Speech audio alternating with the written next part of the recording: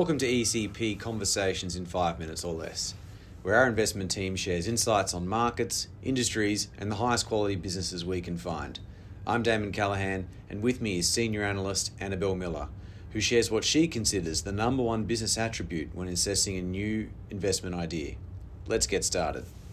All right, Annabelle, thanks for your time. So the question is, when looking through all the listed companies on a given stock market for a high quality business, if we forced you just to look at one attribute about a given business, what would that be, and why do you think it's important? So I tend to focus on capital allocation. I think capital allocation is very important in assessing the nature of a business and business quality. So we want to be looking at how management allocate capital in their business. So that can be through the P&L in research and development or sales and marketing, through the balance sheet, through capital expenditures, shareholder returns like dividends and buybacks, and then finally acquisitions. So when we think about these four buckets, it really gives us an insight into how management allocating capital, whether it's producing high returns on invested capital. It can reveal a lot about management's skill in, say, acquiring other businesses.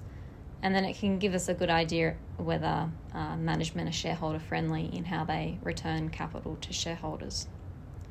I think a good example of a listed company that I've always admired in regards to their capital allocation is Amazon. So if you look at the Amazon profit and loss statement for their core marketplace business, over time, every cost item has become a major source of revenue.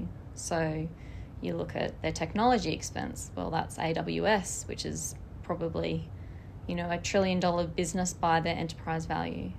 Or you look at Amazon Prime and their advertising business, that's a marketing expense for them.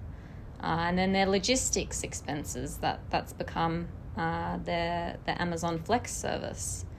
And so the list goes on in terms of the amount of businesses they've created from their core marketplace. But that is one company where I've witnessed that they've turned, capital allocation into a sustainable competitive advantage over time.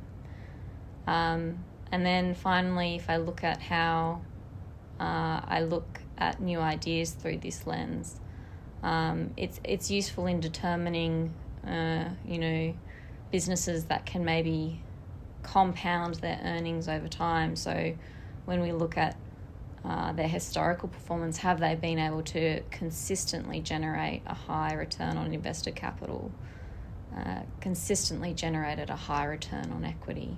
That sort of acts as a barometer for, some form of sustainable competitive advantage.